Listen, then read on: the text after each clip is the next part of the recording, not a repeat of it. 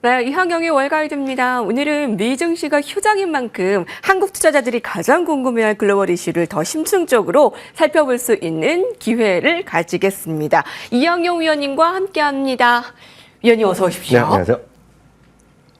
네, 오늘의 인사이트 열어보겠습니다. 새 역사를 쓴 엔비디아입니다. 하루가 다르게 새로운 역사를 창출해내는 엔비디아지만 이번에는 시총 1위의 여운이 채 가시지 않고 있습니다. 오늘은 또 미국장이 휴장이기도 해서 그 기쁨이 긴 시간 이어지고 있는데요. 엔비디아가 과연 가장 가치 있는 기업, 비싼 기업 1위가 되기까지 어떤 길을 걸어왔는지 살펴볼까요? 네, 엔비디아는 어제 새벽에 마감된 미국 주식시장에서 드디어 전 세계 1위 회사로 등극을 했습니다. 시가총액 탑 1위가 되겠고요. 이제 2위는 마이크로소프트, 3위는 애플, 4위는 알파벳, 5위는 아마존 이런 순서로 가겠는데요. 2019년 이후 소위 이런 주식들 탑 3의 움직임을 보면 3, 4년만 전만 하더라도 1위와 엔비디아의 차이는 거의 뭐 10대 1 수준의 차이가 났던 기업이 이렇게 2, 3년 만에 주가가 치어 올라왔고요. 특히 딱 최근 한 1년 반 만에 주가가 급등했다는 것을 아실 수 있어 보입니다. 그렇기 때문에 대한민국에서도 잠시 전에 여러분 방송 보셨겠지만 6월 달에 개인들이 우리나라에서 가장 많이 산 미국 주식 중에 탑이 돼 있고 물론 또 그 5월 달에도 많이 팔기도 했지만 사고 팔고 하면서 여하튼 한 2, 3년 전에는 미국 주식이 열풍이 처음에 불기 시작했을 때 테슬라 열풍이었다 그러면 이제는 테슬라만 갖고 계시면 약간 속상한 상태에서 네. 지금 엔비디아가 있냐 없냐 갖고 많은 분들이 즐거워다 하기도 하고 너무 빨리 팔았다 그때 살 거라는 다양한 얘기들이 아마 엔비디아가 여러분들 친구들 사이에서도 대화의 주제가 되는 것으로 알고 있습니다. 여하튼 문제는 이렇게 많이 올라왔는데요. 탑3의 시가총액 비중이 너무 커진 것도 분명한 이슈가 될 것 같습니다. 이 세 주식만 한만 하더라도 S&P 500 주식 중에서 21%입니다. 그렇기 때문에 비판적으로 말씀드리면 주식시장이 이렇게 한쪽으로 너무 쏠려 있다 보면 이들 주식의 반대로 이렇게 떨어지면은요, 이들이 조금이라도 미스가 주가 떨어지면 S&P 주식도 많이 떨어질 수 있다라고 보셔야 되겠고요. 역설적으로 보면 엔비디아가 이렇게 주가 올라갔을 때 1등 공신은 엔비디아가 아니라 사실 뭐 샘 엘트만한테 고마워해야죠. 샘 엘트만 하면 아시다시피 오픈 AI요. 챗 GPT를 발표한 이후부터 이게 난리가 난 거거든요. 그게 몇 년 언제냐면 오래된 것도 아닙니다.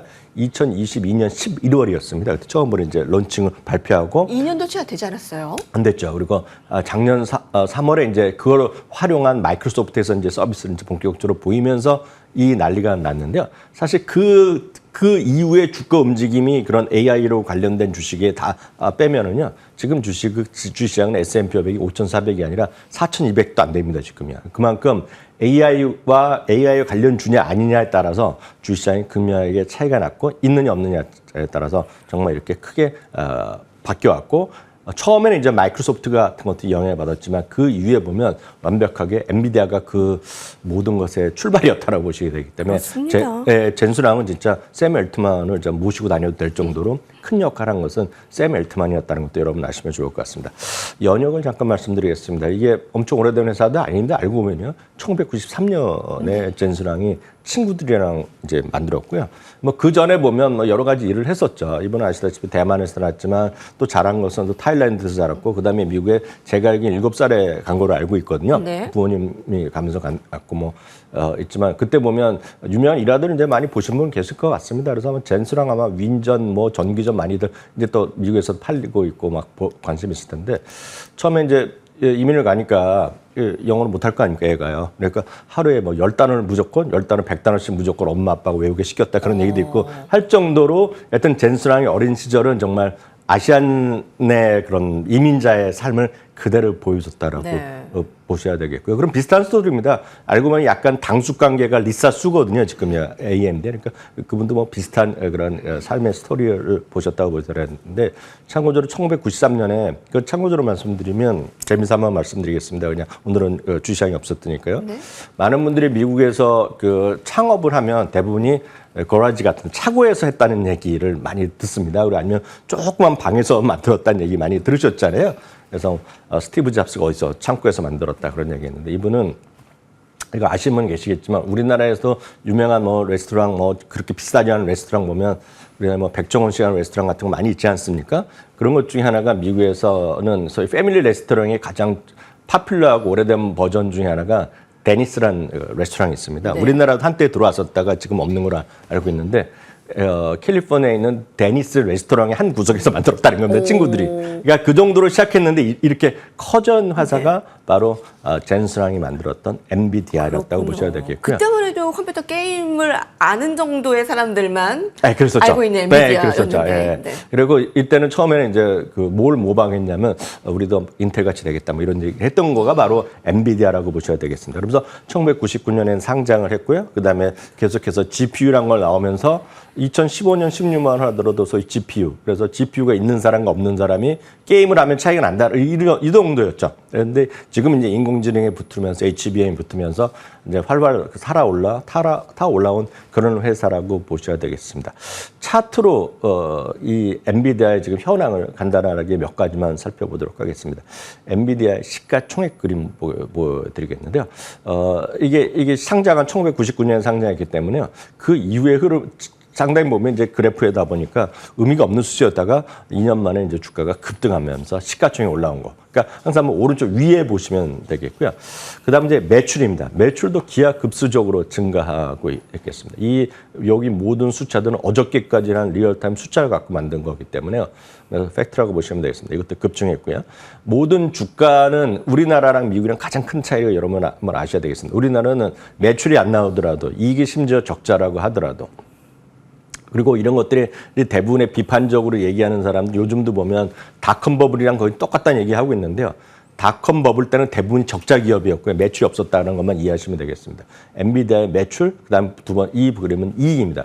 이익이 급증하고 있는 모습. 그것도 언제부터 늘어났냐면 재작년부터 늘어났고 앞으로 내년 후년까지 계속 급증할 수 있다. 그런 것 때문에 올라가고 있는 건데요. 엔비디아 이익이 되겠고요.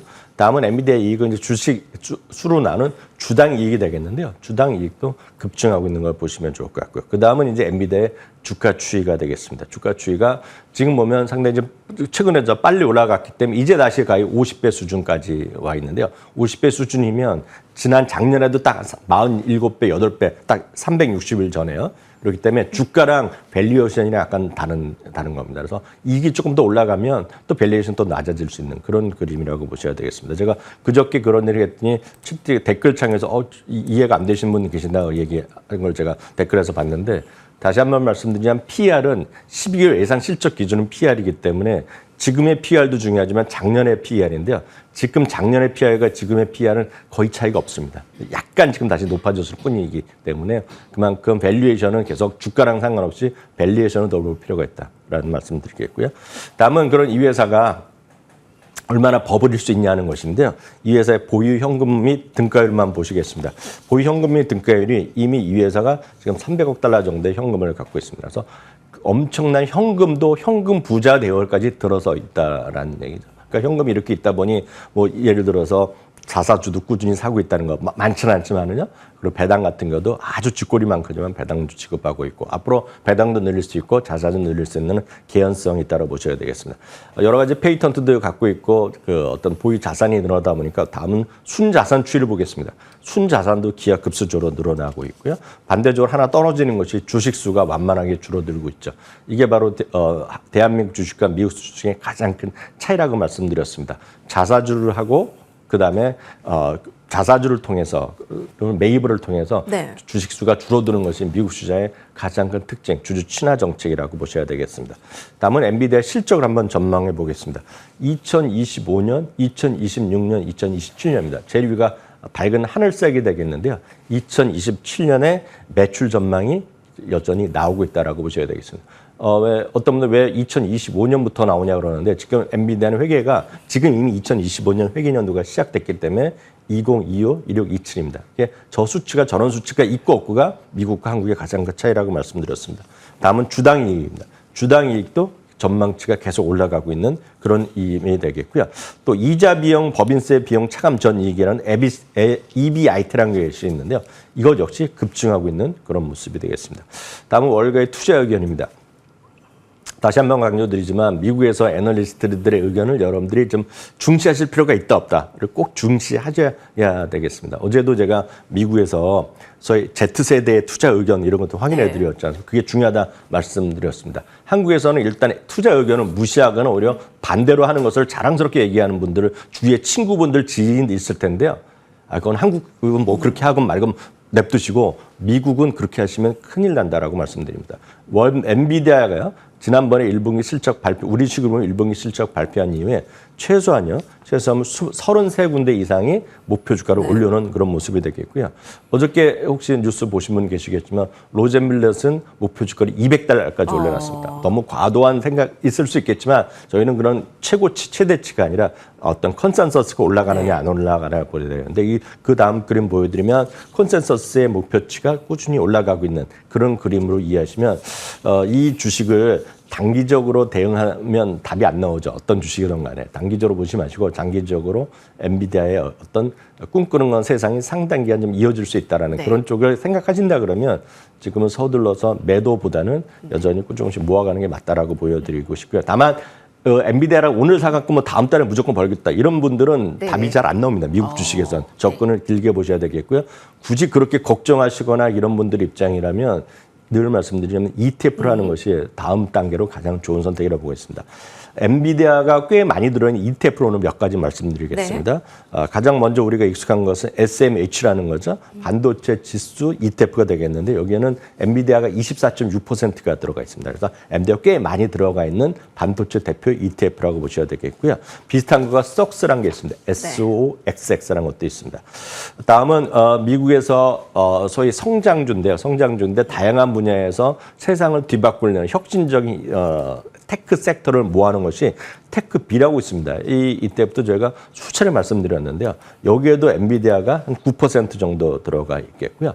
또 IT 전반적으로 한꺼번에 사는 것들이 어제도 말씀드렸다시피 뱅가드 인포메이션 테크놀로지 그래서 VGT라는 것이 있습니다. 엔비디아가 14%나 들어가 있습니다. 그래서 엔비디아 한 종목 갖고 사기에 걱정하신다는 분은 제가 오늘 보여드렸던 ETF 중에서 선택하시면 좋을 것 같습니다. 엔비디아가 포함된 ETF의 그 비중도 살펴봤습니다. 앞서 젠슨왕 CEO 이야기가 굉장히 흥미로운 스토리를 듣는 느낌인데요. 몇 년 전만 해도 주로 게임을 즐기는 사람들 사이에서나 알려졌던 컴퓨터 부품 회사가 이제는 전 세계 중고시장에서 빼놓을 수 없는 회사가 됐습니다. 엔비디아가 있느냐 없느냐에 따라서 수익의 행방이 크게 차이 날 것 같고요. 5월에는 좀 팔기도 했지만 지금 서학개미들이 6월에 또 가장 많이 산 종목이기도 하기에 영원할 수는 없겠지만 끝까지 수익을 창출하시기 바랍니다. 이 시간을 이용하시죠. 그렇죠, 네, 여러분들은. 맞습니다. 네. 자, 이제 헤드라인 살펴보도록 하겠습니다. CNBC입니다. S&P 500 목표가 상향은 과연 어디까지일까요? 어제 이 시간 에버그린 ISI와 골드만삭스가 S&P 목표가 상향한 거 말씀드렸는데요. 며칠 사이에 3개 회사에서 목표가를 빠르게 올려잡고 있습니다. 네, 시티그룹도 이 목표지수 상향하는 쪽에 동참했는데요. 5,600까지 올라가진 않았지만 5,400 정도를 제시하고 있습니다. 5,100에서 5,600 이런 수준까지 올라가고 있는데요. 중기적으로 보면 매그니피션트 7 주식의 수익성이 확실하게 지금 올라가고 있다, 좋아지고 있다 이런 기존 얘기를 하고 있고 금리가 완만하게 내려가고 있다는 얘기를 하고 있습니다. 다만 여전히 위협 요인도 있다는 것 분명히 염두에 두시면서 섣불하게 단기적인 목표를 채우기 위해서 잦은 매매하는 것은 미국 주식에서 제가 그렇게 단기 매매를 해갖고 돈을 번 사람은 솔직히 본 적이 없다라고 말씀드리고 싶습니다. 그렇지만 여전히 위협 요인도 분명히 있다. 어떤 것이 있겠느냐. 지정학적 위험은 분명히 살아있고요. 미국의 선거에 대한 불안감이 분명히 있고 인플레이션 둔화가 지연되고 있다는 것도 여러분 염두에 두시면 좋겠습니다. 네, S&P 500 목표지수가 앞자리가 막 바뀌고 있습니다. 자, 다음 헤드라인 마켓워치에서 살펴봅니다. 높은 밸류에이션 뛰어넘기, 바로 기술 섹터의 밸류에이션은 2002년 이후 가장 높은 수치를 기록하고 있습니다. 거대했던 닷컴 버블 시대의 분위기를 풍기고 있지만 지금은 다르다고 하죠. 자, 높은 밸류를 어떻게 좀 뛰어넘을 수 있을까요? 네, 맞습니다.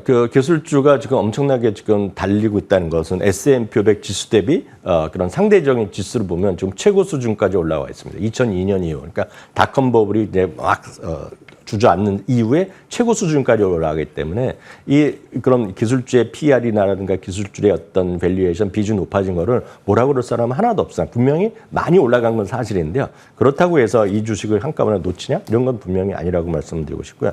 다만 이들의 가장 핵심적인 것은 강력한 이익 모멘텀. 앞서 보여드렸던 엔비디아뿐만 아니라 마이크로소프트 그리고 알파벳 이런 것들 엄청난 마진율을 보이고 있거든요. 그러니까 그런 관점에서 유의를 좀 하시면 좋을 것 같고요. 그런 관점에서 전체적으로 기술 섹터에 대한 매수 의견을 여전히 유지하신 것이 맞다라고 간단히 정리드릴 수 있겠습니다. 네, 이항용의 월가이트 오늘 여기까지 듣겠습니다. 고맙습니다.